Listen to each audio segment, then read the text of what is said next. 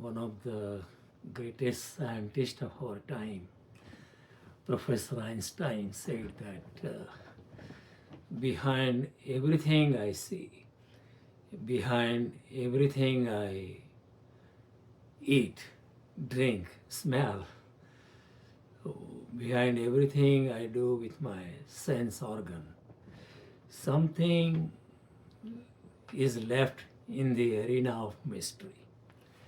Something is left in the arena of mystery, and in that sense of mystery alone, I'm a truly religious man. So Einstein says something is there in the arena of mystery that I cannot decipher, I cannot decode, I cannot comprehend. And in that sense of mystery and mystery alone, I am a truly religious man. So this is a very beautiful statement from Einstein. And Krishna also says in Bhagavad Gita a similar thing. He says, "Idam tu te guhyatamam praksha manasuyave ज्ञान विज्ञान सहितम यद ज्ञात्वा मोक्ष से असुबात।" बार बार कृष्ण बात करते हैं कि ये जगत रहस्य है, ये एग्जिस्टेंस रहस्य है, एग्जिस्टेंस इज अ मिस्ट्री। ये गीता शास्त्र भी रहस्य है। इसलिए हमारे धर्म ग्रंथों को नाम दिया गया है रामायण रहस्य, महाभारत रहस्य, वेद रहस्य, गीता रहस्य। कृष्ण भी इसका बार बार उल्लेख करते हैं। कृष्ण कहते हैं, इति गुह्यतमं शास्त्रम इदम उक्तम मया नघ। ये अर्जुन, इस तरह मैंने गुह्य से गुह्य शास्त्र आपको कहा है। भगवद गीता के अंत भाग में भी फिर से कृष्ण कहते हैं कि इति ते ज्ञानम आख्याताम गुह्यात गुह्यतरम मया। मैंने इस तरह है अर्जुन तुझे गुह्य से गुह्य ज्ञान कहा है, उसके बारे में तू सोच ले और फिर आपको जो करना है वो करो। यथेच्छसि तथा कुरु। I am not going to force you. See how democratic our Sanatan Dharma is. इतनी लंबी गीता कहने के बाद कृष्ण कहते हैं, यथेच्छसि तथा कुरु। हे अर्जुन, तुमको जो ठीक लगे, तुमको जो प्रीतिकर लगे वो करो। मैं तुमको कोई फोर्स नहीं करने वाला हूँ। फिर से कृष्ण कहते हैं चौथे अध्याय में, भक्तोसी में सखा चेती रहस्य में तदुत्तम। हे अर्जुन, तू मेरा भक्त है और तू मेरा मित्र है और तेरी मेरी सेम फ्रीक्वेंसी बन गई है, इसलिए आज मैं तुझे रहस्यों का रहस्य बताना चाह रहा हूँ। तो गीता एक रहस्य है। रहस्य यानी क्या? रहस्य यानी something that is beyond our logic, something that which we cannot comprehend properly with our intelligence alone, something which is lands in the arena of some kind of mysticism, रहस्य की भूमि में जो चला जाता है उसका नाम है रहस्य। सो एंड आखिर में कृष्ण भी ये भी कहते हैं कि मौनम चास्मी च गुह्यानम। सभी रहस्यों में मैं मौन हूँ। Now this is very very esoteric. एक तो रहस्य की बात करते हैं और फिर से बात करते कि रहस्य में मैं मौन हूँ। मौनम चास्मी च गुह्यानम। I am the silence within all mysterious things. So on one hand Krishna says Gita is rahasya, and then he makes the rahasya more deeper. ये रहस्य को और भी गुड़ बनाते कृष्ण और कहते हैं कि मौनम चास्मी च गुह्यानम। सभी रहस्यों में मैं मौन हूँ। आई am the silence within all the mysterious things. सभी रहस्यों का मैं मौन हूँ। तो मौन भी एक अलग चीज़ होती है। मौन यानी क्या है? मौन यानी निपट मौन। कई लोग हमारे मौन रखते हैं लेकिन फिर वो कम्युनिकेट करते हैं, दूर से इशारा करके बात करते हैं या ईमेल भेजते हैं या लिख के बात करते हैं। लेकिन ये भी तो एक बात हो गई। और मौन का अर्थ है आप अपने से भी बात नहीं करते। You're not talking to your own self also. आप कुछ भी नहीं बोलते, अपने साथ भी आंतरिक दृष्टि से बात नहीं करते, ये निपट मौन है. The inner chatter which keeps on going to 724 should also stop. तभी मौन है. अपने आप के साथ भी बात नहीं करनी है. किसी के साथ बात करने की तो बात अलग है, वो तो छोड़ ही दी, लेकिन अपने साथ भी बात नहीं करते, उसको कहते हैं निपट मौन. तो निपट मौन एक बड़ी चीज़ है. और सत्य जो है प्रकट होता है मौन में और बिखर जाता है मुखरता में. जैसे ही सत्य का अवतरण किसी योगी के अंदर होता है और वो उसको अगर बोलना चाहता है तो बोलने ही में ही सत्य थोड़ा अर्ध सत्य हो जाता है. क्यों ऐसा होता है? क्योंकि हमारी जो भाषा है वो डायलेक्टिकल है. भाषा भी सत्य, रजस और तमस 3 गुणों में आ जाती है, तो फिर सत्य भी 3 गुणों में आ जाता है. तो कृष्ण कहते हैं त्रैगुणीय विषय वेदा निस्त्रैगुणीय भव अर्जुन. ये अर्जुन, मैंने तुझे जो वेद का सत्य बताया है, गीता का सत्य बताया है, वो भी मैंने बोला है, मौन से नहीं कहा है. इसलिए बोलने से वो सत्य रजस तमस में आ जाता है, इसलिए वो भी थोड़ा अधूरा सत्य हो जाता है. तो सत्य मिलता है मौन में और बिखर जाता है मुखरता में. सत्य की कोई भाषा नहीं होती है. एक दृष्टि से देखा जाए तो जगत के सारी भाषाएं असत्य है. This is a very broad sweep but it is true. जगत की सारी भाषाएं असत्य है. जैसे ही हम बोले, गीता भी बोले, वेद भी बोले, उपनिषद भी बोले, रामायण भी बोले, लेकिन बोलने से ही थोड़ा वो अर्ध सत्य हो जाता है. और कई बार अर्ध सत्य सत्य से ज़्यादा खतरनाक होता है. तो मौन एक चीज़ होती है और फिर उससे प्रकट होती है मौन वाणी. कई बात ऐसी जगत में होती है जो मुखरता से प्रकट नहीं होती है. मुखरता से, व्यक्त वाणी से प्रकट हो नहीं सकती. वो अव्यक्त वाणी से और मौन से ही प्रकट होती है. जैसे कृष्ण बताते, मौनम चास्मि च गुह्यानाम, I am the silence within all mysterious things. तो मौन वाणी एक ऐसी चीज़ होती है जिससे जगत के सारे रहस्य खोले जा सकते हैं बिना बोले. सिर्फ मौन से ही उसका ट्रांसमिशन किया जा सकता है. तो ऐसी बात कई बार हो चुकी है. और एक बार भगवान बुद्ध अपने उच्चतम शिष्यों के साथ बैठे थे, तो उन्होंने आकर बैठ गए. वो भगवान बुद्ध कुछ बोले नहीं. लोगों ने कहा आप कुछ बोलते नहीं हो. बुद्ध ने कहा मैं बोल रहा हूँ, आप सुनो. लेकिन थोड़ी देर और बीती, लोगों ने और भी कहा आप कुछ बोलते नहीं हो. बुद्ध ने कहा आप आंख बंद करो, मैं कुछ मौन वाणी से बोल रहा हूँ, उसको पकड़ने का प्रयास करो. बुद्ध कुछ 10-15 मिनट एक कमल के फूल लेके आए थे, उसके सामने देखकर हंसते रहे. स्मित, मधुर स्मित लोगों को देते रहे. लोगों को कुछ पता नहीं चला.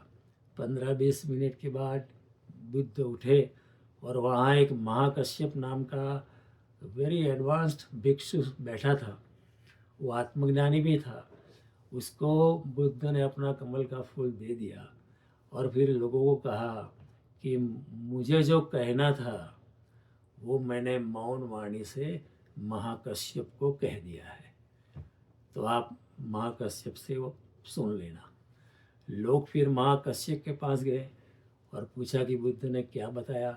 तो महाकश्यप ने कहा कि जो बुद्ध ने मौन वाणी में बताया है वो बहुत लंबा है. वो मौन वाणी से ही प्रकट किया जा सकता है, मौन वाणी से ही ट्रांसमिट किया जा सकता है. आप में से जब कोई एक मौन वाणी को पकड़ने के लिए पात्र बन जाएगा, उस आध्यात्मिक ऊंचाई पर पहुंच जाएगा, उस स्पिरिचुअल एलिवेशन पर पहुंच जाएगा, तब उसको मैं मौन वाणी से बताऊंगा. अभी ऐसे इंसान बहुत कम होते हैं ना कोई मौन वाणी को पकड़ सके। कोई योगी ही पकड़ सकता है, हमारे जैसे इंसान मौन वाणी को नहीं पकड़ सकते। तो महाकश्यप की ज़िंदगी में फिर एक कोई ऐसा इंसान पैदा हुआ, he had gone at a higher level of spirituality। तो महाकश्यप ने उसको मौन वाणी से, बुद्ध ने जो मौन वाणी से बताया था वही बात महाकश्यप ने मौन वाणी से उसको बताया। उसी तरह this went on going for 6 generations क्योंकि ऐसा इंसान खोजना मुश्किल है जो मौन वाणी समझ पाए, मौन वाणी को रिसीव कर सके। तो for 6 generation every next person would wait for another person who can actually receive मौन वाणी, जो मौन वाणी को रिसीव कर सके, उसको ग्रसित कर सके। फिर इस तरह 6 जनरेशन तक ये चलता रहा। अंत में बुद्ध का एक बड़ा तेजस्वी शिष्य था Bodhidharma he was another Buddha. He was like another Buddha, but he was after 6 generations from Buddha. So I'm sure some 450 years must have passed in between after Buddha. And Buddha ने बोधि धर्म ने देखा कि अभी ये मौन वाणी को कोई पकड़ नहीं पाएगा, ऐसी स्पिरिचुअल एलिवेशन वाला, ऐसी आध्यात्मिक ऊंचाई वाला योगी जैसा कोई भिक्षु मुझे दिखाई नहीं पड़ता है। तो उसने फिर जो मौन वाणी से बुद्ध ने कहा था, जो 6 जनरेशन से ट्रांसमिट होता रहा था मौन वाणी में, उसको उसने मुखरता से व्यक्त वाणी में उसने लिखवाया। और जो लिखवाया that was volumes and volumes of Buddhist scriptures, volumes and volumes of Buddhist शास्त्र। तो बुद्ध ने जो कहा था 20 मिनट में मौन वाणी में, 15-20 मिनट में, जब उसको लिखा गया तो उसके तो बड़े बड़े शास्त्र निर्मित हुए, volumes and volumes of it. तो मौन वाणी एक ऐसी चीज़ है कि आप बड़ी गहन बातें, बड़ी लंबी बातें थोड़ी ही मिनटों में कह सकते हो। मौन वाणी का टाइम स्केल अलग होता है, मौन वाणी की समय सारणी अलग होती है। To give you an analogy, जैसे सैटेलाइट से डेटा आती है, समझो 1 मिनट में सैटेलाइट से 3000 पेजेस पर मिनट आते हैं डेटा अभी उसको प्रिंटर में प्रिंट करना हो तो बहुत लंबा टाइम लगेगा। 3000 पेजेस पर मिनट डेटा आती है, प्रिंटर को तो बहुत आधा दिन, 1 दिन पूरा चला जाएगा। और अभी 24 घंटे में इतनी डेटा आती है तो प्रिंटर तो प्रिंट करता ही रहेगा। क्या होता है कि printer is printing in a linear वे, और जो सैटेलाइट से डेटा आती है वो एन मास आती है, एन ब्लॉक आती है, एक साथ आती है, साइमल्टेनियस आती है। उसी तरह मौन वाणी जो है it is an mass, an block, simultaneous. उसके लिए हमारे संस्कृत भाषा में एक शब्द है युगपत, एक साथ। जब श्री कृष्ण ने अपना विश्वरूप दर्शन कराया तब संजय कहता है कि अगर हजारों सूर्य एक साथ उदय हो जाए पूर्व दिशा में तो उसका जितना तेज होगा उससे भी ज़्यादा श्री कृष्ण के विश्वरूप दर्शन का तेज उससे भी ज़्यादा था। तो युगपत शब्द गीता में भी उसका प्रयोग किया गया।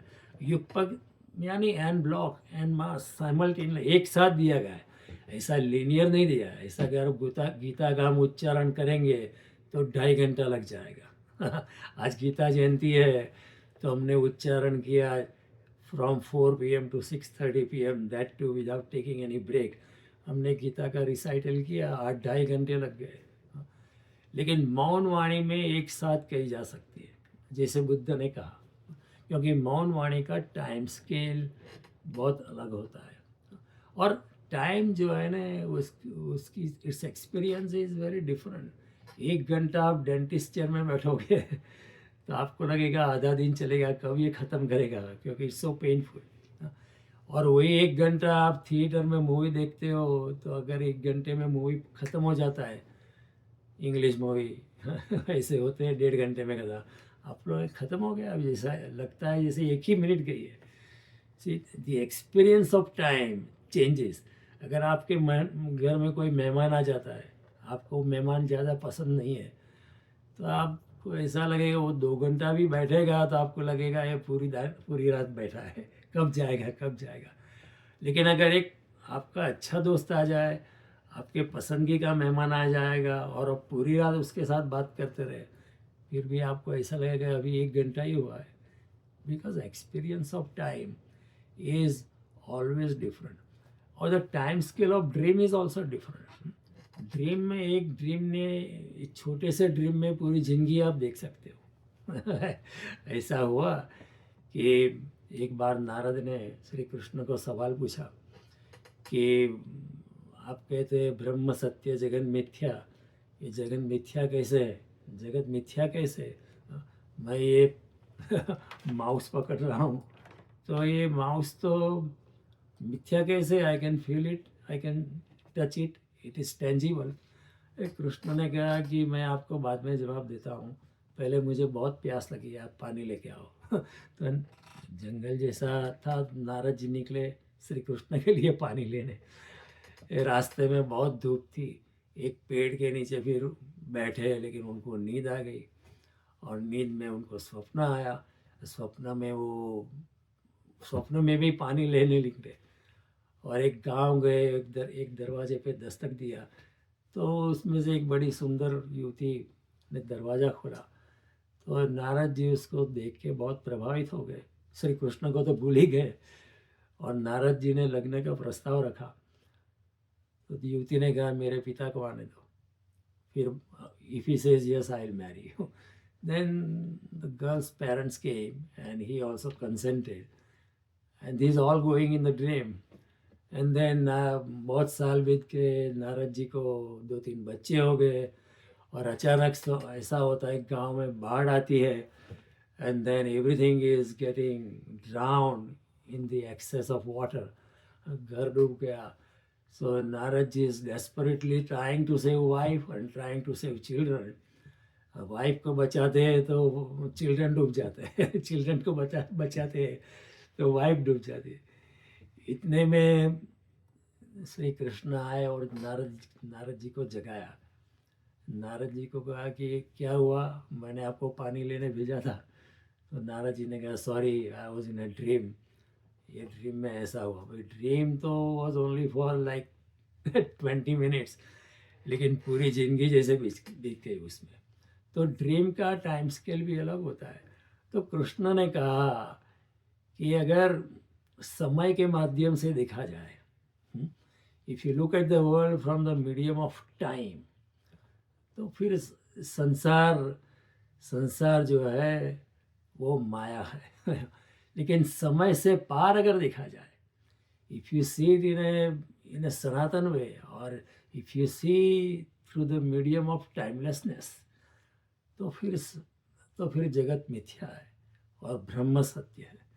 तो ये एक बात है कि time scale of even dream is different, time scale of maunvani is different. दोनों की समय सारणी अलग है। और दूसरी बात ये, time and speed have a different relationship, very few people know about it. And Einstein had said this one time. There is a nearby galaxy called Andromeda Galaxy. It's very far away though, you know. If you send a spacecraft, a rocket, and if the rocket is going at the speed of light, which is 186,000 miles per second, तो वो rocket को करीबन 30 years लग जाएंगे वहाँ पहुँचने में। 30 years to reach at the speed of light. But in the meanwhile, the earth would have aged by 2.5 million years ago. 2.5 million years. 25 lakh साल बीत जाता है पृथ्वी पर। हालांकि स्पेस क्राफ्ट को गए 30 साल हुआ है, क्योंकि पृथ्वी जो गति से सूर्य की आसपास घूमती है और अपनी कक्षा में घूमती है, और स्पेसक्राफ्ट जो गति से जाता है उस गति में फ़र्क है। इसलिए स्पेसक्राफ्ट को तो 30 साल में काम हो जाता है उसका, that too at the speed of light. लेकिन पृथ्वी की गति इतनी है नहीं, तो पृथ्वी का तो 2.5 मिलियन ईयर्स हो जाता है, 25 लाख वर्ष हो जाता है। तो कहने का तात्पर्य है कि मौनवाणी it is a different time scale, it is a different experience. जो बुद्ध ने महाकाश्यप को कह दिया, बड़े बड़े शास्त्र कह दिए महाकाश्यप को थोड़ी सी मिनटों में। एक नाथ 12 साल का था and he was desperate for finding a Guru.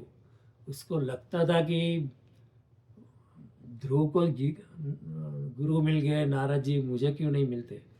She was constantly thinking about getting a right Guru at the age of 12। सोचो 12 साल की उम्र में हम कुछ और करते हैं ना।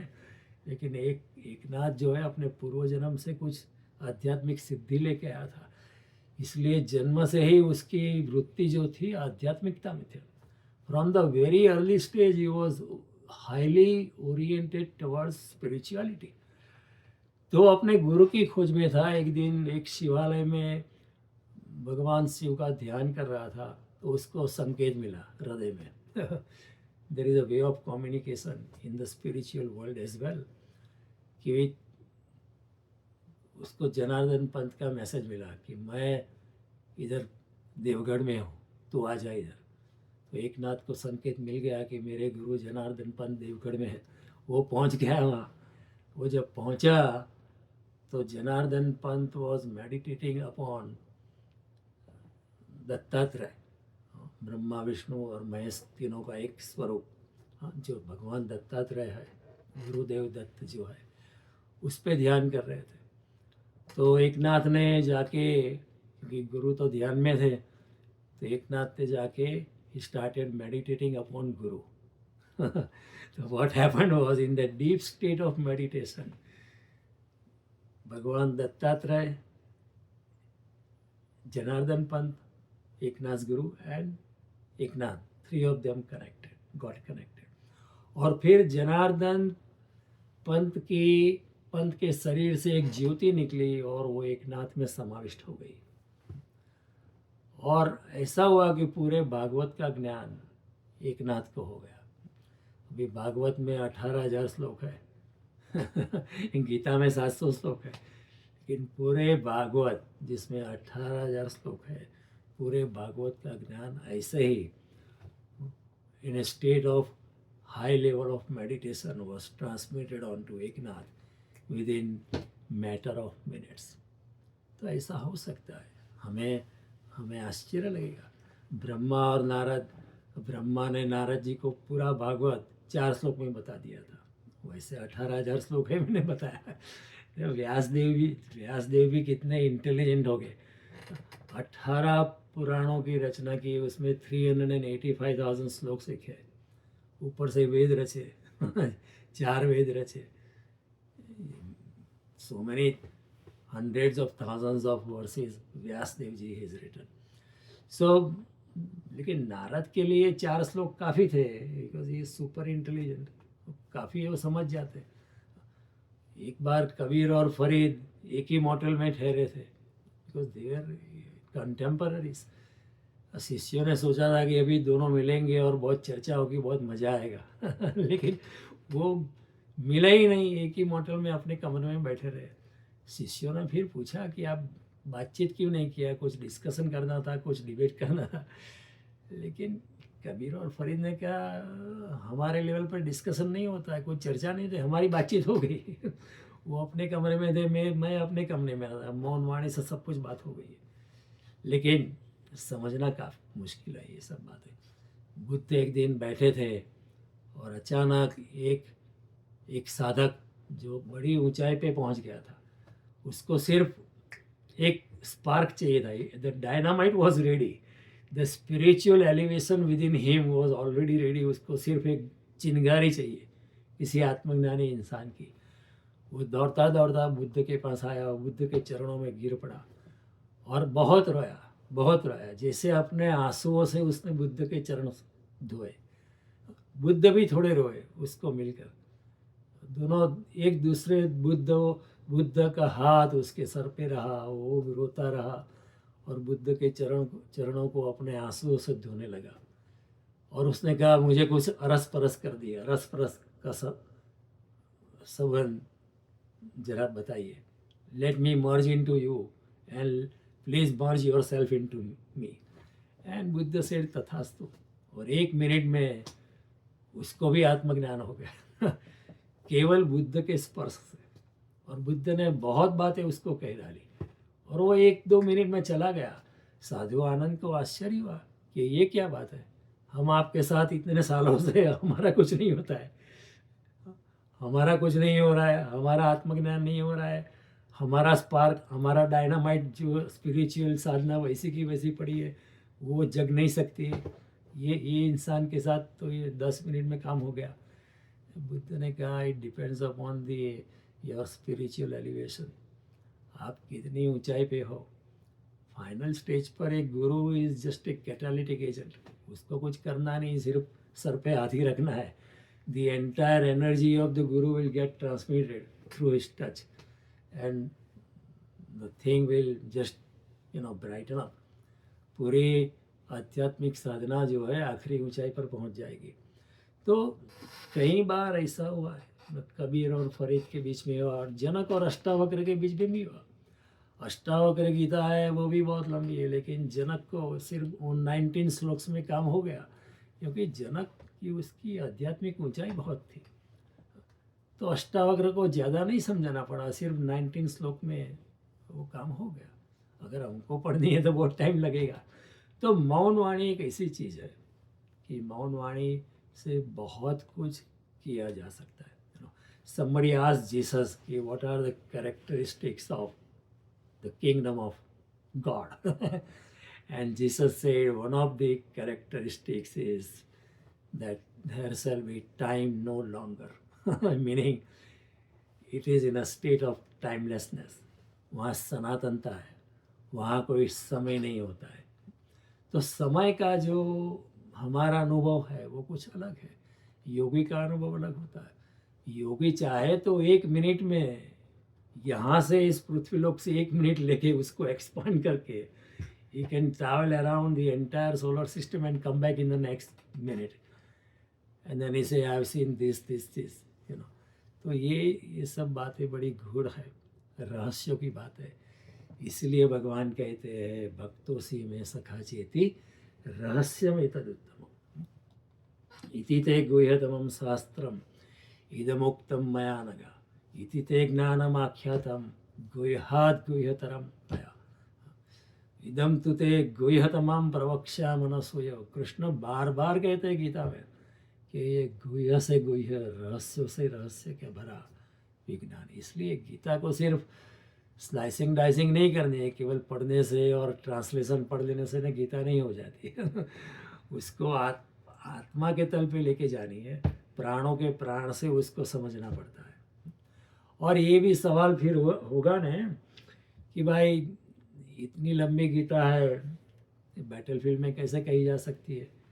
हमको आज गीता जयंती पे 2.5 घंटे लग गए ना लोगों का गला भी सूख गया and you made me participate in the recital for 2.5 hours. I kept on reciting Gita sloks one after other. गला भी सूख जाता है ना। तो the ordinary question, even our children will ask that question. हमारे बच्चे भी पूछेंगे ना कि ये गीता रण मैदान में कैसे कही जा सकती है, how can it be said. और जो विधर्मी लोग हैं, जो सनातन धर्म को चैलेंज करने में ही लगे हुए, सनातन धर्म की टांगा खींची में ही लगे हुए, वो लोग तो कहेंगे तुम्हारी गीता बीता हम्बग है, how can this be said in the battle field. वहाँ लोग लड़ने आए और 2.5 घंटा लग जाएगा, कौन वेट करेगा इतनी, हु विल। तो विधर्मी लोग तो हमारे पीछे ही पड़े और हमारी युवा पीढ़ी भी पूछेगी, because they go by logic, how can that be said. आपको आपके बच्चे पूछेंगे तो आप जवाब नहीं दे पाएंगे, लेकिन मैं आपके लिए आज जवाब लेके आया हूँ। तो समझने की कोशिश करो। तो सवाल तो उठता है ना, सवाल, question is good, the question by itself is good if it is asked in an objective way, in a fair and loving way. तो सवाल तो अच्छा है कि भाई गीता किस तरह 2.5 घंटे की गीता इस युद्ध की भूमि में कैसे कही जा सकती है। युद्ध का ऐलान हो चुका है, कृष्ण और सारी सेनाएं खड़ी है और लोगों ने शंख बजा दिए, कौरवों ने शंख बजा दिए, फिर पांडवों ने बजाए अपने अपने शंख युद्ध के ऐलान के जरिए। पांचजन्य ऋषिकेशो देवदत्तम धनंजय पौंड्रम दद्मो महाशंख भीमकर्म वृकोदर अनंत विजय राजा कुंती पुत्रो युधिष्ठिर नकुलो सहदेवश्च सुघोष मणि पुष्पक। अपने अपने लोगों ने शंख बजा दिए। अब युद्ध का ऐलान हो चुका है और अब ये गीता की बात कर रहे हो, ये दोनों की बात, ये सब बातें हो रही है। ये it doesn't sound so logical. और दुर्योधन आप जानते हो हाँ कैसा था, इतना दुष्ट था कि वो बीच में आके खड़ा हो गया। वो you would have told Krishna and Arjun कि ये सब क्या कर रहे हो, इधर भजन करने आए हो, इधर के धर्म की बात कर रहे हो, हम लड़ने आए इधर, डर गए हो लगता है बकवास बंद करो, युद्ध चालू करो, ऐलान हो चुका है, ये क्या कर रहे हो। युद्ध तो युधिष्ठिर तो ऐसा ही बोलता है, he would have come and stop this dialogue, I am not interested. और फिर भी दूसरे सवाल भी पैदा होते हैं कि सिर्फ अर्जुन और कृष्ण ही बातें कर रहे, नोबडी एल्स पार्टिसिपेटेड। किसी और ने कुछ सवाल ही नहीं पूछा और किसी और को सुनाई भी नहीं दिया, ये कैसे हो सकता है। वहाँ धर्मराज युधिष्ठिर थे, वो कुछ सवाल पूछ सकते थे। भीष्म थे, वो भी कुछ सवाल पूछ सकते थे। द्रोणाचार्य थे, कृपाचार्य थे, सात्यकी थे, बड़े ज्ञानी लोग वहाँ युद्ध के मैदान में खड़े थे, वो भी कुछ सवाल तो पूछ सकते थे ना। लेकिन किसी ने कुछ सवाल नहीं पूछा, किसी को सुनाई ही नहीं दिया देखो, the most important thing is किसी को सुनाई नहीं दिया। Nobody could even hear anything. ये घुसपुस, ये कानाफूसी सिर्फ अर्जुन और कृष्ण के बीच ही होती रही। तो ये सवाल तो पैदा होता है कि, तो मेरे हिसाब से from also as my Guru has explain to me, मेरे गुरु ने मुझे बताया, ये मेरा नहीं है, कि कृष्ण और अर्जुन सेना में आए और अर्जुन ने कहा सेनयो उभयोर मध्य रथम स्थापयाम्येचित यावदेतान निरीक्षे हम युद्ध कामान अवस्थितान। हे कृष्ण, मेरा रथ दोनों सेनाओं के बीच में स्थापित करो ताकि मैं देख पाऊँ इसके साथ मुझे लड़ना है। और कृष्ण ने फिर दोनों सेनाओं के बीच में अर्जुन की आज्ञा के अनुसार रथ की स्थापना की। देखो, परमात्मा होने के बावजूद भी Shri Krishna has agreed to become his driver.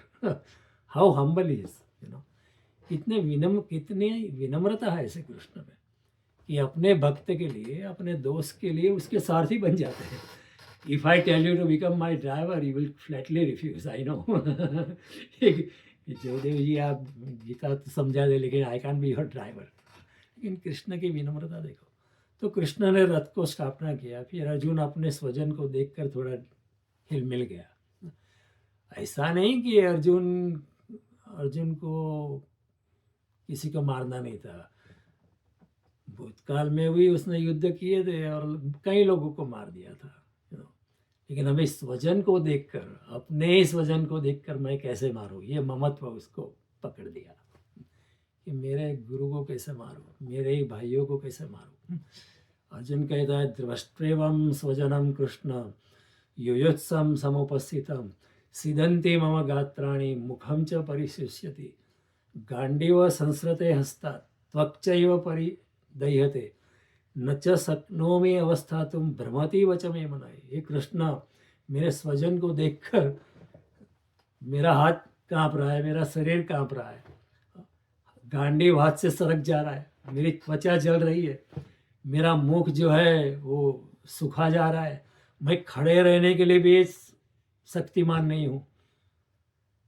तो जब ऐसी बातें हुई और कृष्ण ने देखा कि ये तो ममत्व है, ये भी एक अटैचमेंट है, तब कृष्ण ने अर्जुन के सवालों का जवाब देना शुरू किया।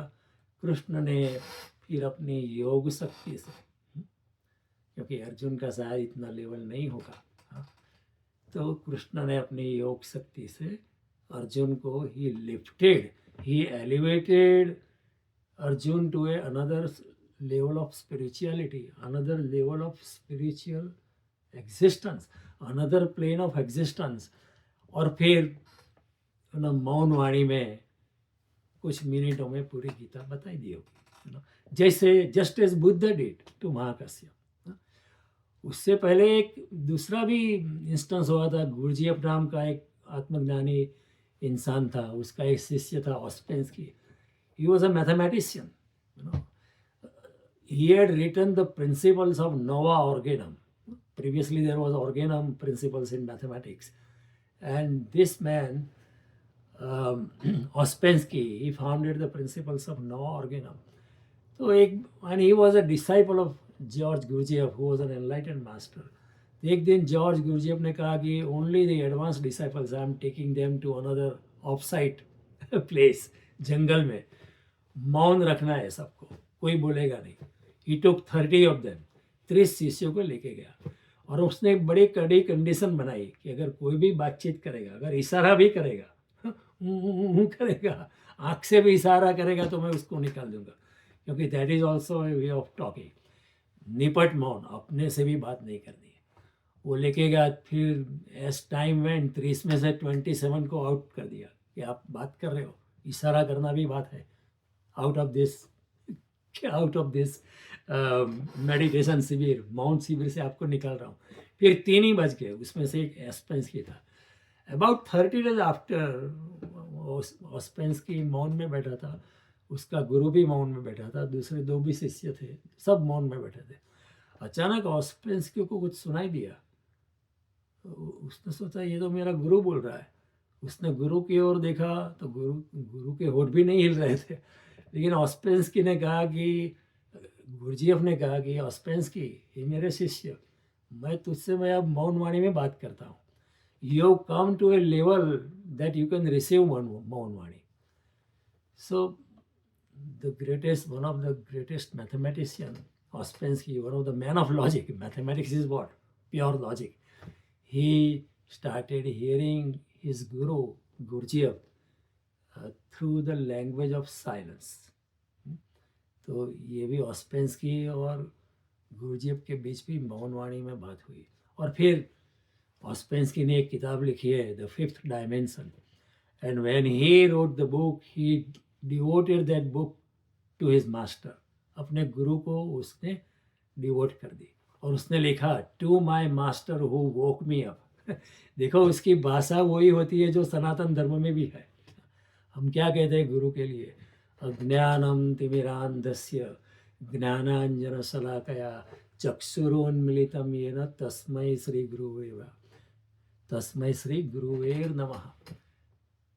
जो गुरु ने मेरी आंखें खोल दी, जो गुरु ने मुझे जगाया, जो गुरु ने मुझे इस संसार की निंद्रा में से जगाया, उसको मैं नमस्कार करता हूँ, क्योंकि उसने मुझे जगाया। तो ऑस्पेंस्की ने वही लिखा अपने गुरु के लिए, to my master who woke me up. तो इस तरह अर्जुन और श्री कृष्ण के बीच एक मौन वाणी में संवाद हुआ। कृष्ण ने पूरी की पूरी गीता कुछ मिनटों में बता दी होगी, उसमें ज़्यादा टाइम नहीं लगता है। 700 श्लोक बहुत जल्दी से कहे जा सकते, because it is given en masse, given yugapat, simultaneously. It is not given in a linear way, one shloka after another and 700 shlokas like this. नहीं, उसमें तो बहुत टाइम लगेगा। लेकिन if everything is given together simultaneously, just as Buddha did to Mahakasyap, just as Gurdjieff did to Ouspensky, just as Janardhan Pant did to Eknath, just as Brahmaji did to Narad, just as Ashtavakra did to Janak, और just as जिस तरह बुद्ध ने अपने दूसरे शिष्य को भी दी, जो अरस परस करने आया था, कुछ मिनटों में बात हो गई, उसी तरह कृष्ण ने भी पूरी गीता मौन वाणी से अर्जुन को दे दी होगी। और फिर okay, the battle can now start, क्योंकि इसके सिवाय और कोई चारा नहीं है ना, क्योंकि इतनी लंबी गीता रण मैदान में व्यक्त वाणी में तो कहीं नहीं जा सकती, तो अव्यक्त वाणी में ही हुआ है ये संवाद, मौन वाणी से ही हुआ है। क्योंकि व्यक्त वाणी से अगर होता संवाद, मुखरता से अगर संवाद होता, तो भीष्म तो सवाल पूछते, द्रोणाचार्य सवाल पूछते, धर्मराज युधिष्ठिर भी पूछे, और किसी को सुनाई भी नहीं दिया। उसका मतलब ही ये है कि मौन वाणी से बात हुई। तो अभी और ये दोनों के बीच कुछ भी हो सकता है, ये दोनों असाधारण व्यक्ति है। देखो, अर्जुन एक आधा योगी था और कृष्ण तो पूर्ण पुरुषोत्तम है। अर्जुन है ऐसा वैसा नहीं थे। अर्जुन ने दिव्य लोक में जाके दिव्यास्त्र की प्राप्ति की थी। वो हमारे तुम्हारे जैसा इंसान नहीं था। और स्वर्गलोक की सुंदर से सुंदर अप्सरा उर्वशी, सी gave him a marriage proposal. Yeah, I want to marry you. Urvashi said to Arjun. Arjun says, I'm sorry, I'm busy at this time. I have to fight a big war, Mahabharata. I can't give you time. Who can do that? Very few people, hardly any, nobody, none of us can do it. When such a beautiful woman comes and says, I want to marry, we'll forget about our world and we'll go for her. Right? Arjun said, sorry ma'am, I'm busy. I can't do it. और उसके साथ उसको ब्रह्मास्त्र की भी प्राप्ति थी। लेकिन how responsible he was, ब्रह्मास्त्र की विद्या थी उसके पास, फिर भी उसने ब्रह्मास्त्र का उपयोग नहीं किया। It's like you have a nuclear weapon but you are not using, because you are a very responsible person. You are only using it as a deterrence. You are not actually using it. So Arjun is a very, very highly advanced person in terms of spirituality. और कृष्ण की क्या बात है, कृष्ण तो पूर्ण पुरुषोत्तम है. राम जी जो है वो मर्यादा पुरुषोत्तम है, और ये मर्यादा राम जी ने खुद स्वीकार की थी. ऐसा कोई कंपैरिजन में राम जी कम है या कृष्ण ज़्यादा है या शिव कम है और कृष्ण ज़्यादा है या राम, ऐसी कुछ बात नहीं है. तो राम जी ने मर्यादा अपने आप खुद स्वीकार की थी. कृष्ण तो पूर्ण पुरुषोत्तम है. भागवतकार कहते हैं इतने 9 अवतारों की बात करके जब कृष्ण की बात आती है तो भागवतकार कहता है एते च अंश कलापुंश श्री कृष्णस्तु भगवान स्वयं. अब तक मैंने आपको अंशावतार की बात की है, कपिल देव की बात की, कुर्मा अवतार की बात की, ये अवतार की बात की, लेकिन अब mind you I am talking of the पूर्ण पुरुषोत्तम, पूर्णावतार की बात कर रहा हूँ. एते च अंश कलापुंश श्री कृष्णस्तु भगवान स्वयं. भगवान कृष्ण पूर्ण पुरुषोत्तम श्री कृष्ण की बात कर रहा हूँ. हमारा ब्रह्म सूत्र भी कहता है कि गोविंदमादि पुरुषम सच्चिदानंद विग्रह अनादिरादिर गोविंद सर्व कारण कारण. गोविंद आदि पुरुष है, अनादि है, आदि है, and he is the cause of all causes. वो कारण का कारण है. so, संसार क्या है, cause and effect becomes cause becomes effect becomes cause. ये चलता रहता है संसार. दैट्स हाउ संसार इज सो डायनामिक रादर. ये संसार चलता रहे. कार्य कारण की जो श्रृंखला है, द सीरीज ऑफ कार्य एंड कारण, ये कीप्स ऑन गोइंग. संसार चलता रहता है इसी तरह. लेकिन परमात्मा जो है वो परमानेंट है. संसार टेम्पररी है, परमात्मा टेम्पररी. तो परमात्मा टेम्पररी नहीं है, परमात्मा परमानेंट है. तो ये बात कृष्ण के लिए हमारे ब्रह्मसूत्र भी कहता है और अर्जुन भी कहता है. परब्रह्म कृष्ण जब विश्वरूप दर्शन बताया तो अर्जुन कहता है हे कृष्ण आप परब्रह्म परम धाम पवित्रम परमम धवान पुरुषम शाश्वतम दिव्यम आदि देवम अजम विभो आहुस्त्वाम ऋषय सर्वे देवर्षे नारदस्तथा अशीलो देवलो व्यास स्वयं चैव ब्रवीति मे सर्वमेतदृतं मन्ये यन्मां वदसि केशव नहीं ते भगवान व्यक्तिम विदुर देवान दानव. ये कृष्ण आप आदि पुरुष है, परम ब्रह्म है, परम धाम है, और आपके सच्चे स्वरूप को देव भी नहीं जानते और दानव भी नहीं जानते. लोग वर्णन करते हैं, लोग पूर्णतः आपके सिवा कोई नहीं जानता है. नहीं थे भगवान व्यक्तिम विदुर देवाना, देव भी नहीं जानते, दानव भी नहीं जानते, ऋषि लोग भी नहीं जानते, केवल आप ही अपने आप को पूर्णतया जानते हैं. मैं भी कहाँ से जानूंगा. तो कृष्ण की क्या बात करो. कृष्ण खुद कहते हैं गीता में कृष्ण कहते हैं कि मयि सर्वमिदं प्रोतम सूत्रेर मणि गणा एव. जिस तरह एक धागे पे मण के पिरोए हुए होते, उसी तरह सारा जगत, सारा अस्तित्व, न केवल not only this planet but the entire existence is woven around me. जिस तरह मोती जो होते हैं वो एक धागे में पिरे हुए होते होते उसी तरह पूरा विश्व, पूरा जगत, पूरा अस्तित्व मेरे में ही पिरोया हुआ है। मयि सर्वमिदं प्रोतम सूत्रेर मणिगणा इव। और 10वें अध्याय में तो कहते अहम कृतस्न जगस्य,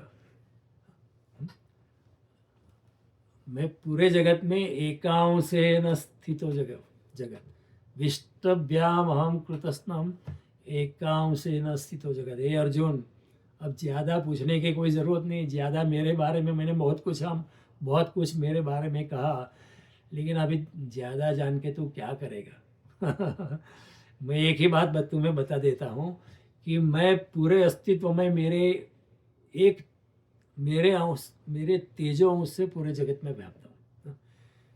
विष्टभ्याम अहम कृतस्तम एकांशेन स्थितो जगत, केवल एक अंश से, मेरे एक अंश से, आधे अंश से पूरे जगत में व्याप्त है। और तुझे क्या जानना है, मैं क्या बात तुझे बताऊं? I don't want to admire myself.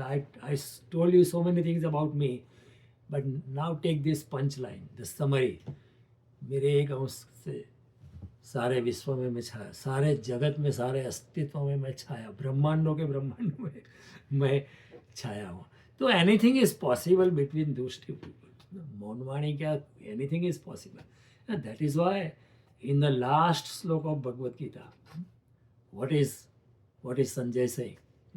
यत्र योगेश्वर कृष्णो यत्र पार्थो धनुर्धना तत्र श्री विजयो द्युति ध्रुवानिति मतिर्मम। हे धृतराष्ट्र, जहाँ कृष्ण है, यहाँ जहाँ योगेश्वर कृष्ण है, जहाँ गांडीवधारी अर्जुन है, वहाँ श्री है। अनन्य सामर्थ्य है, अनन्य लक्ष्मी है, अनन्य वैभव है, अनन्य योग शक्ति है, और दोनों के बीच कुछ भी संभव है। तो मौनवाणी तो एक छोटी चीज़ है, कुछ भी हो सकता है। तो ये एक समझने की बात है। ये सवाल तो पैदा होगा कि किस तरह इतनी लंबी गीता कही जा सकती है, लेकिन मौनवाणी कई बार प्रकट हुई है। भगवान महावीर की वाणी नो जानकारों ने शून्यवाणी कहा है। कई बात ऐसी है भगवान महावीर ने मौन से ही कही है। जो एडवांस लोग थे उनके चरणों में जो बैठे थे, जो महावीर की आंतरिक चेतना के साथ अपनी चेतना को कनेक्ट करके बैठे थे, जो महावीर के साथ घुल मिल गए थे, जो बुद्ध के साथ एकमेक हो गए थे, ऐसे शिष्यों के साथ कई बार मौनवाणी में बात की गई है। और अभी भी मौनवाणी चलती रहती है, लेकिन हम पकड़ नहीं सकते, because we have not elevated to that level of spirituality. हमारी वो आध्यात्मिक ऊंचाई नहीं है, हमारी वो आध्यात्मिक पात्रता नहीं है कि हम मौनवाणी को पकड़ पाए। लेकिन अगर हम भी अगर पूरे ध्यान में गुम हो जाए और ध्यान में अपने आप को खो दे और विचार शून्यता में चले जाए, अभी क्या हम विचारशीलता में अभी, लेकिन अगर ध्यान में अगर हम विचार शून्यता में चले जाए तो उस शून्य में पूर्ण बरस जाता है, वो शून्य में इन्फिनिटी चली आ जाती है। Mathematically also infinity is only out of zero. Infinity cannot come out of any number, any whole number और fraction of a number. Infinity is only out of zero. उसी तरह आध्यात्मिक दुनिया में भी पूर्णता जो होती है, असीम जो होता है, जब हम शून्य हो जाते हैं, अपने अहंकार को पूर्ण तरह विलीन कर जाते हैं, अपने अहंकार को पूर्ण तरह विगलित कर देते हैं, जब हम नॉन एंटी हो जाते हैं, when we lose our autobiography. मैं भूल ही जाता हूँ कि मैं ये हूँ, कि मैं जयदेव जानी हूँ, मैं भूल ही जाता हूँ, मैं शून्य हो जाता हूँ। तब एक स्टेज ऐसा आता है, ध्यान की पूर्णता आती है। तो उस ध्यान की अवस्था में बहुत कुछ संभव है, बहुत कुछ, many things can be done. So Krishna आए होंगे, अर्जुन निढाल होके बैठ गया, रोने लगा। कृष्ण का रोना जरूरी नहीं है। और फिर अर्जुन ने कुछ सवाल पूछे, कृष्ण ने अर्जुन को एक हायर लेवल ऑफ स्पिरिचुअलिटी पे उठाया और फिर सारी की सारी बात मौन वाणी में कुछ मिनटों में कह दी, और फिर महाभारत का युद्ध शुरू हो गया। फिर ये एक सवाल और भी पैदा हो सकता है, क्योंकि जो सवाल पूछने वाले जो है ना, जिसको चैलेंज करना है वो चैलेंज करता ही रहेगा, उसका कोई अंत नहीं है। इस जगत में डिबेट का, आर्ग्यूमेंट्स का अंत होता ही नहीं है जो भी विवाद चलता है उसका कभी अंत नहीं होता है. You give one answer, out of answer there will be 100 questions. And out of that 100, every question will be another 100 more questions. So one question can lead to 10,000 questions, and 10,000 questions can lead to 100,000 questions. उसका कोई अंत नहीं है ना. The arguments can keep on going and going and going. लेकिन आध्यात्मिकता में विवाद नहीं करना है, संवाद करना है. आंख बंद करनी है, बैठ जाना है, समझने का आत्मा के लेवल पे, प्राणों के प्राण से समझना है. तो एक और सवाल भी पैदा हो सकता है कि अगर कृष्ण ने अर्जुन को मौन वाणी में गीता कही है, तो फिर संजय जो रिमोटली बैठा था और धृतराष्ट्र को युद्ध के मैदान में क्या चल रहा है उसके बारे में बता रहा था, तो फिर संजय कैसे पकड़ेगा मौन वाणी को? ये भी सवाल पैदा होगा ना. That also a good logical question. As long as you ask question objectively and with a pure heart, it is okay. But there are people who ask questions just to challenge and just to destroy the spiritual, the big Gita जैसी पवित्र चीज जो महावीर स्वामी ने इतनी बड़ी बड़ी अच्छी अच्छी बातें उसको डिस्ट्रॉय करने के लिए कोई लॉजिकली सवाल करता रहे. बुद्ध ने बड़ी बड़ी बातें की, कपिल देव ने की है, कितने महान संतों ने, कबीर ने, मीरा ने, ओशो ने, अरविंद ने, रमन महर्षि ने बड़ी अच्छी बातें की है. लेकिन कोई लॉजिकल इंसान आएगा तो वो ऐसे ही उसमें से कुछ ना कुछ गलत निकालेगा, क्योंकि उसको अपनी बात ऊपर उठानी है. ऐसे सवाल नहीं पूछे जाते. सवाल ऑब्जेक्टिवली पूछने, प्रेम से पूछने जाते. इसलिए कृष्ण कहते भक्तोसी में सखा चिति रहस्य में तद उत्तम. तू मेरा भक्त है और मित्र है और तू प्रेम से मेरे साथ जुड़ा हुआ है, तू भक्ति से मेरे साथ जुड़ा है और तेरे सवाल अच्छे हैं. You are asking perfect questions, इसलिए मैं उसका अच्छा जवाब दे रहा हूँ. प्रभुपाद जी ने एक बुक लिखी है, perfect questions and perfect answer. फालतू questions they don't deserve any answer. ऐसे फालतू फालतू कोई सवाल पूछते उसका जवाब देना जरूरी नहीं है. अगर आप बुद्ध या महावीर को या अरविंद को ऐसा सवाल पूछेंगे वो जवाब ही नहीं देंगे, आपकी ओर देखेंगे और आपको आशीर्वाद दे देंगे कि जब आपको अच्छी सद्बुद्धि आएंगी ये जन्म में, अगले जन्म में आएगी, ज़रूर आएगी, तो मैं जवाब दे दूँगा. तो ऐसी बात. तो अभी एक दूसरा सवाल जो पैदा हो सकता है कि अगर गीता अगर मौन वाणी में कह दी कृष्ण ने अर्जुन को, तो फिर संजय जो रिमोट बैठा था दूर, उसने कैसे पकड़ी? तो एक दूसरी बात समझने जैसी है. उसके लिए आपको महाभारत के भीष्म पर्व में जाना पड़ेगा. गो टू अध्याय नंबर 2 श्लोक नंबर 11. उसमें जो व्यासदेव ने जो वरदान दिया था कि संजय महल में बैठकर दूरदृष्टि उसको प्राप्त होगी और दूर श्रवण भी प्राप्त होगा. युद्ध के मैदान में जो भी चलता होगा वो देख पाएगा दूर से और धृतराष्ट्र को बताएगा. It is a very ordinary siddhi actually.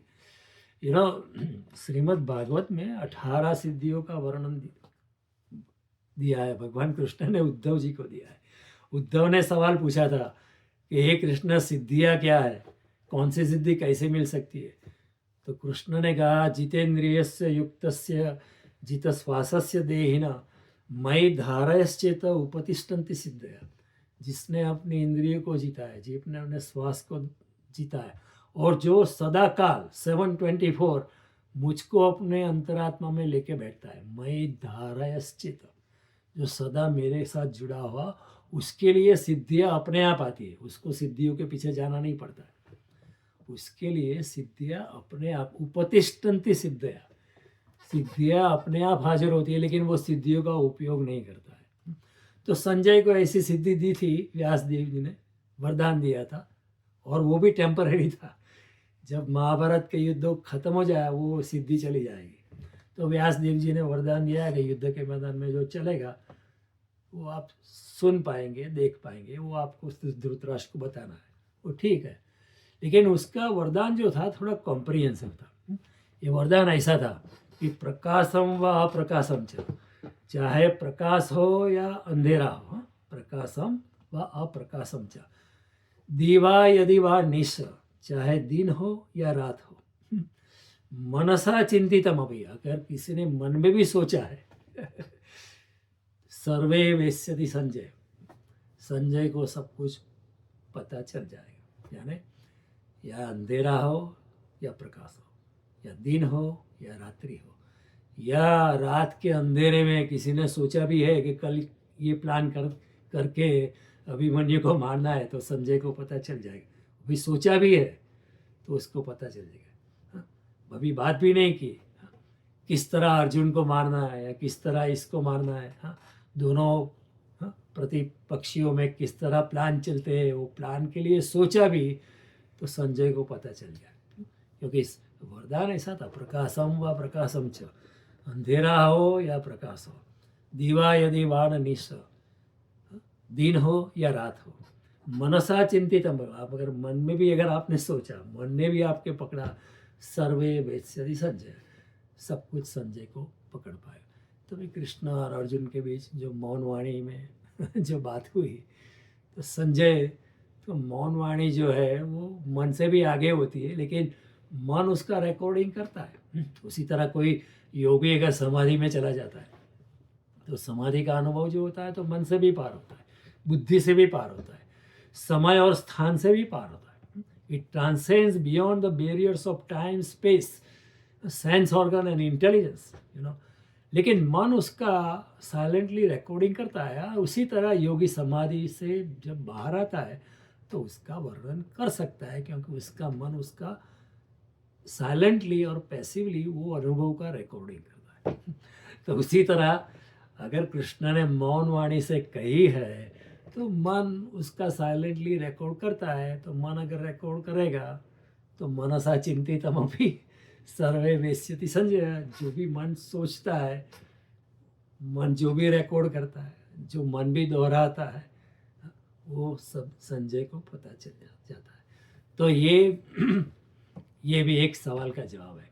तो मैंने आपको 2 सवाल के जवाब समझाया कि गीता कैसे रण मैदान में कही जा सकती है, और एक्सक्यूज मी, और संजय ने दूर बैठ के कैसे मौन वाणी पकड़ी। ये दोनों सवाल के जवाब आपको मिल गए हैं अभी। और अगर आपके साथ कोई विधर्मी आर्गीमेंट करे, बकवास करे, तो आप उसको समझा सकते हैं, लेकिन वो फिर भी नहीं समझेंगे, वो फिर और कुछ भी कादव निकालेगा क्योंकि जिसको समझना ही नहीं है वो नहीं समझेगा। आप सोए हुए इंसान को जगा सकते हो, लेकिन जो सोने का ढोंग कर रहा है उसको नहीं जगा सकते हो आप किसी बुद्धू को समझा सकते हो, समझा के समझा सकते हो, लेकिन जो बुद्धू होने का ढोंग कर रहा है उसको आप नहीं समझा पाओगे, नहीं, वो नाटक कर रहा है, और फिर वो उसका भी नाटक कर रहे हैं, मुझे नहीं पता है ऐसा। तो ठीक है, उसको जाने दो। लेकिन अपने बच्चे अगर पूछे, युवा पीढ़ी पूछे, आपके टीनेजर्स पूछे, तो आप उसको बता सकते हैं किस तरह गीता रण मैदान में कही जा सकती है, और किस तरह वो मौन वाणी से कही गई गीता किस तरह संजय ने भी पकड़ी होगी। तो बहुत मौन वाणी हुई है इस जगत में, हमको पता नहीं है हमने कभी उसके बारे में सोचा नहीं है, हम न पढ़ते हैं न उसके बारे में सोचते हैं, न कभी हम ध्यान में बैठे। अब ध्यान में बैठो तो कुछ अनुभव होता है जो किताबों में नहीं होता है जो इंद्रियों से नहीं पकड़ पाते वो ध्यान में पकड़ पाते हैं। ऐसी ध्यान में कई लोगों का ऐसी फ्रेग्रेंस, ऐसी सुवास का अनुभव होता है, ऐसी सुवास जो it can not be chemically manufactured on this planet earth ऐसे प्रकाश का अनुभव होता है जो प्रकाश ऐसे सूरज से नहीं मिल सकता है, किसी बल्ब से ऐसा प्रकाश नहीं मिल सकता है। तो कई बातें संभव है, हमको थोड़ा लॉजिक से आगे जाने का साहस करना पड़ रहा है।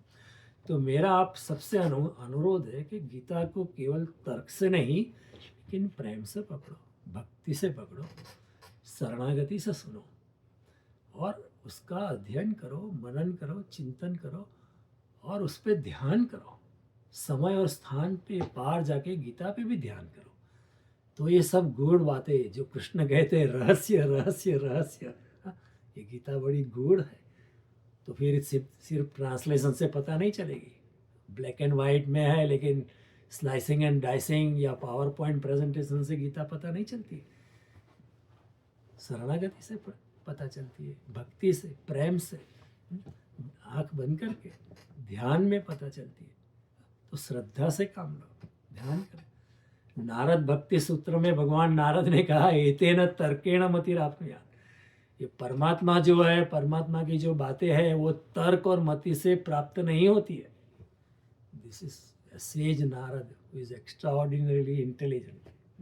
भागवत में पढ़ना चाहिए नारद के बारे में, उनकी आत्मकथा उनमें कौन पढ़ता है, लेकिन नारद जी कहते हैं एतेन तर्केण मतिराप्नुयात्। ये तर्क और मति से नहीं मिलती है। तर्क से अगर मिलती, इंटेलिजेंस से अगर परमात्मा मिल जाए तो आइंस्टाइन को मिल जाते, न्यूटन को मिल जाता, लेकिन उनको नहीं मिला। कोई सीधी सादी मीरा को मिल जाते, सीधे साधे गुरु कुमार को मिल जाते, सीधे साधे ऑर्डिनरी भक्त लोग को मिल जाते परमात्मा। लेकिन बड़े बुद्धिमान लोग, बड़े विद्वान लोग, बड़े पंडित लोग, उनको नहीं मिलता है, क्योंकि परमात्मा तर्क से नहीं है, परमात्मा शरणागति से है, भक्ति से है। तो मौन में उतरना पड़ता है। मौन, सत्य प्रकट होता है मौन में और बिखर जाता है मुखरता में। सत्य की कोई भाषा नहीं। और इस दृष्टि से अगर देखा जाए तो जगत के सारी भाषाएं असत्य है। जैसे हम गीता के बारे में भी मैं बोला तो बोलने से ही वो मुखर हो जाती है।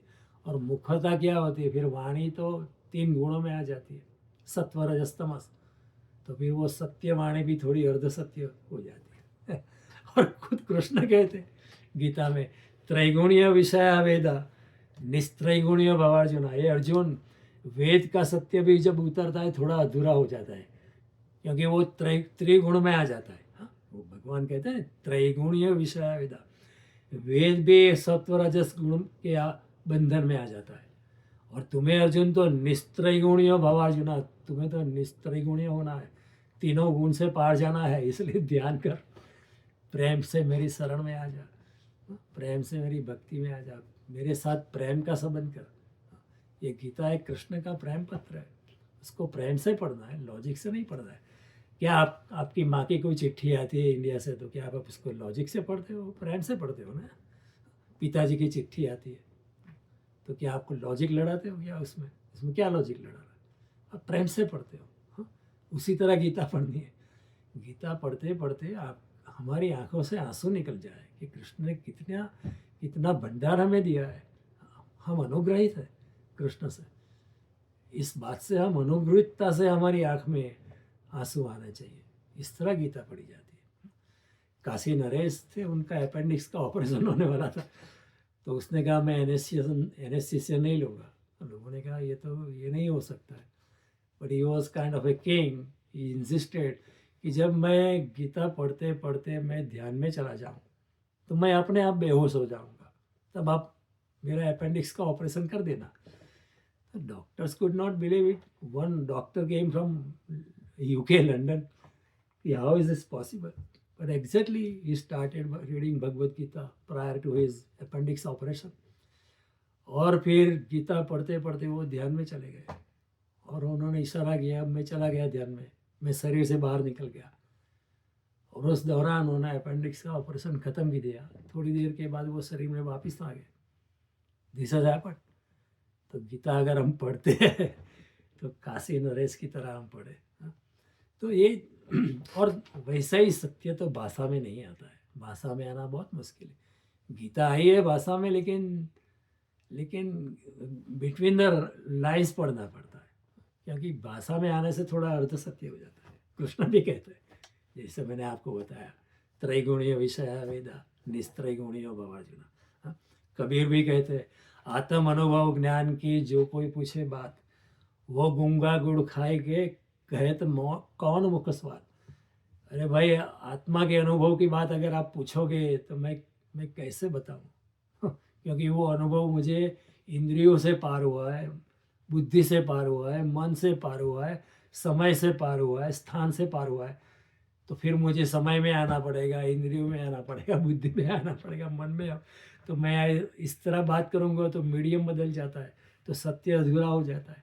क्योंकि मुझे अनुभव आता है without sense organ, without time, without, अगर मैं उसको कहना चाहूँ तो मुझे इंद्रियों में आना, तो सत्य विकृत हो जाता है। हाँ, जैसे ये मेरी अंगुली है, सीधी दिखती है, अगर उसमें पानी में बताऊँ तो मीडियम बदल जाता है, हवा का मीडियम, पानी का मीडियम आता है, वो पानी से वह अंगुली मेरी टेढ़ी दिखाई देगी ना, उसी तरह सत्य टेढ़ा हो जाता है।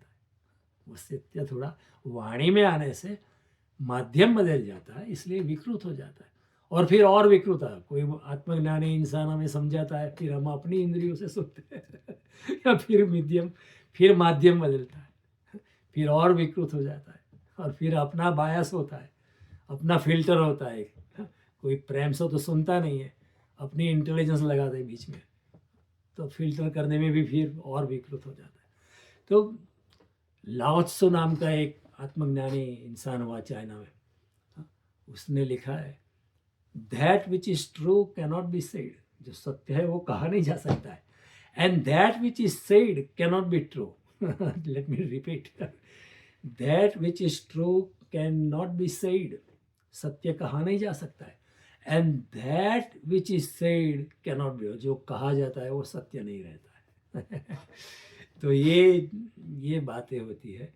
तो हमें शब्द के पीछे जो निःशब्द है उसको पकड़ने का प्रयास करना चाहिए। वाणी के पीछे का जो मौन है उसको पकड़ने का प्रयास करना चाहिए। रूप के पीछे जो अरूप है उसको पकड़ने का प्रयास करना चाहिए। आकार के पीछे जो निराकार है उसको पकड़ने का प्रयास करना चाहिए। अंजन के पीछे जो निरंजन है उसको पकड़ने का प्रयास नहीं। और spirituality is not through our mechanical and quantitative intelligence, वो तो सूक्ष्म बुद्धि से होता है, मेधा जिसे कहते हैं, प्रज्ञा जिसे कहते हैं, निश्चयात्मक बुद्धि जो कृष्ण गीता में कहते हैं, व्यवसायत्मक बुद्धि। ऐसी ऑर्डिनरी क्वांटिटेटिव इंटेलिजेंस तो सबके पास है, लेकिन बात सूक्ष्म बुद्धि की है, मेधा की है, प्रज्ञा की है, वो प्रज्ञावान होना है। तो गीता पकड़ने के लिए इसका ख्याल रखना, केवल तर्क नहीं लड़ाना।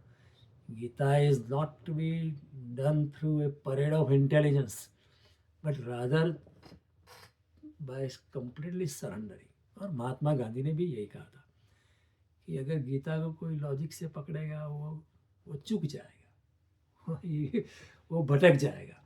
गीता को प्रेम से पकड़ना है, भक्ति से पकड़ना है, शरणागति से पकड़ना है, और पूरे अपने प्राणों के प्राण से पकड़ना। तो ये सब बातें हैं। आपने इतने ध्यान से सुना, इतने प्रेम से सुना, इतनी श्रद्धा से सुना। श्रद्धा बड़ी जरूरी है। कृष्ण भी कहते हैं श्रद्धावान लभते ज्ञानम तत्पर संयते इंद्रिय, ज्ञानम लब्ध्वा पराम शांति अचिरेणादि गच्छति। श्रद्धा से ही ज्ञान मिलता है, बिना श्रद्धा ज्ञान नहीं मिल सकता है। पूरा स्लाइसिंग डाइसिंग से पूरा तर्क ही लगाते रहो तो ज्ञान कभी नहीं मिलेगा। यहाँ तो बुद्धि को पीछे छोड़ना है और अपने आप को शरणागति में लाना है। बड़े बड़े बुद्धिमान लोगों ने ऐसा किया है। Chaitanya Mahaprabhu was extremely intelligent person, he was not ordinary person, he surrendered. Osho, extremely intelligent person. He was a gold medalist in the university. And Osho has spoken on so many things. So in such a deep stage, लोग हम सिर्फ उनको sex गुरु के माध्यम से जानते हैं। गीता पे भी बोला है, अष्टावक्र गीता भी बोला है, शिव सूत्र भी बोला है, विज्ञान भैरव तंत्र जो शिव और पार्वती का डायलॉग उस पर भी बोला है, बुद्ध पे बोला है, महावीर पे बोला है, मोहम्मद पे बोला है, क्राइस्ट पर बोला है, क्या नहीं बोला है। Super intelligent person also said तर्क को पीछे छोड़ो, शरणागति में। तो आपने इतनी शांति से सुना, मैंने जो आपको बताया इसके बारे में आप सोचना, मनन करना, चिंतन करना। आपके अगर कोई सवाल है तो अगली बार जब हम मिलते हैं तो सवाल मुझको बताना, मैं आपके सवाल का जवाब देने का यथाभक्ति यथाशक्ति जवाब देने का प्रयास करूँगा. नमस्ते. See you next Sunday. Thank you.